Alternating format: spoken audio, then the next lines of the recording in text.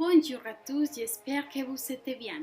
Aujourd'hui, je partagerai avec vous un peu d'informations sur un personnage important de la littérature française, avec un objectif principal, acquérir des connaissances sur un auteur clé du XVIIIe siècle.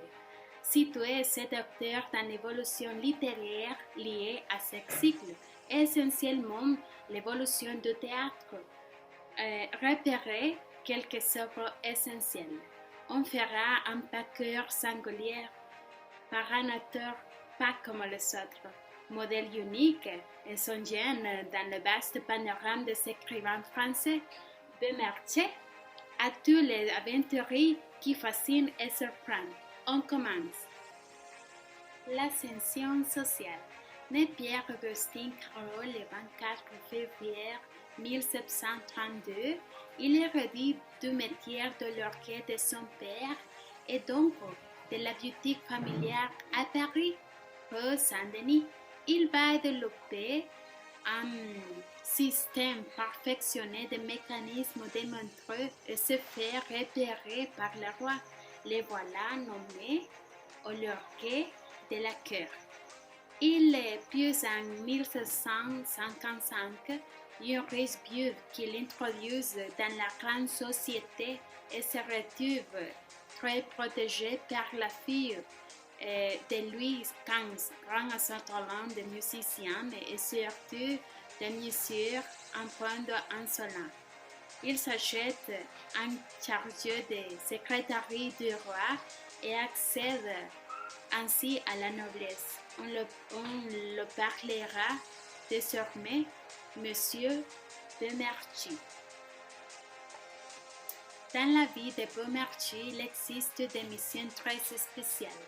Après de deux mariages et deux buvaillages, voici Beaumarchais obligue de se battre en justice pour obtenir un héritage de sa seconde femme, très fortunée.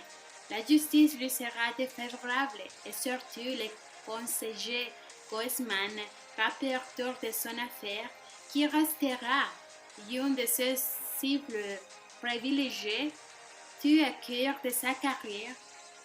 Écarté de la cour après de ses procès défavorables, Beaumarchais doit se faire quelque peu oublier.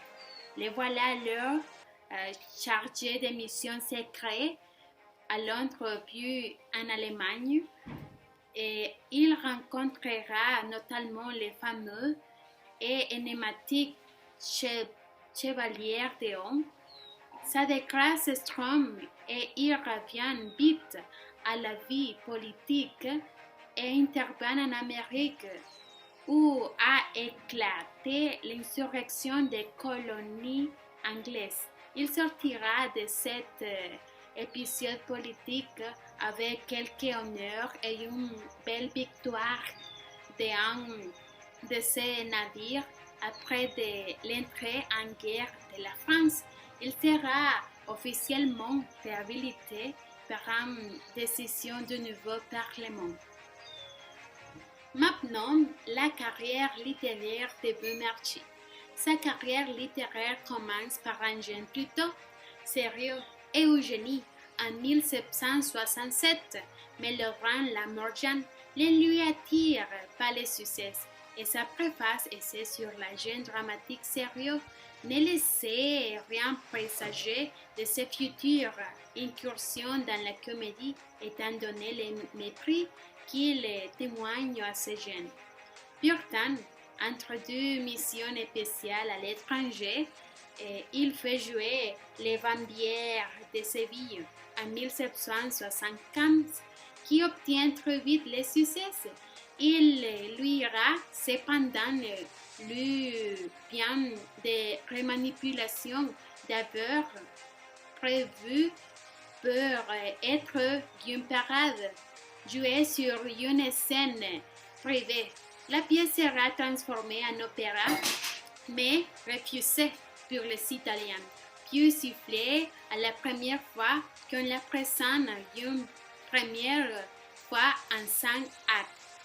Elle répondra vraiment tous les suffrages et se contente d'une action sur 4 actes. Beaumarchais atteint les sommets de sa carrière avec le mariage de Figaro en 1784, qui a dû cette fois faire devant le de censure avant d'être représenté.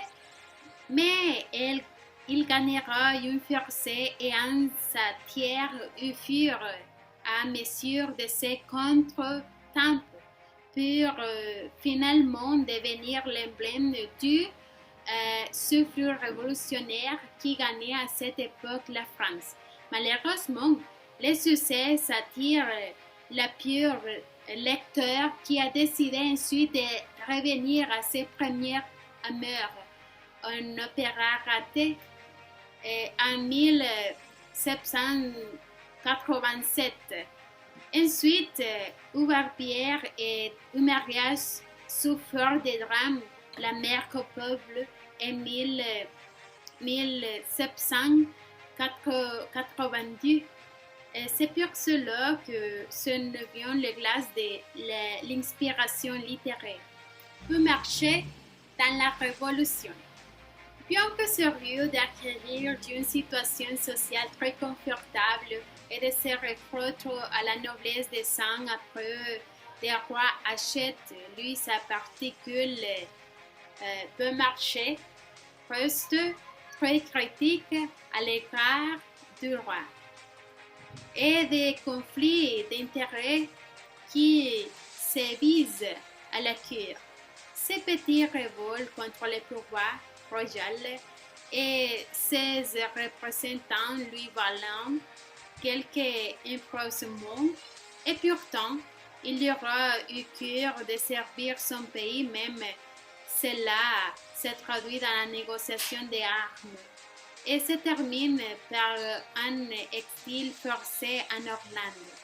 Ces écrits sont équivoques. Les personnages sont ici représentatifs, les remises en question à l'heure de vogue. Il a œuvré pour faire publier des œuvres complètes de Voltaire avec cette dernière subissait la censure. Il est sans cure d'autre côté de philosophie de Lumière, de l'époque des Lumières. Il a sa manière préparer la révolution avec les idées frondeuses et ensoleillées. C'est pour cela que, pour l'apportation, pour le travail dans le passé de Beaumarchais, c'est un personnage important dans la littérature française. C'est tout pour aujourd'hui. Merci pour votre attention. Au revoir.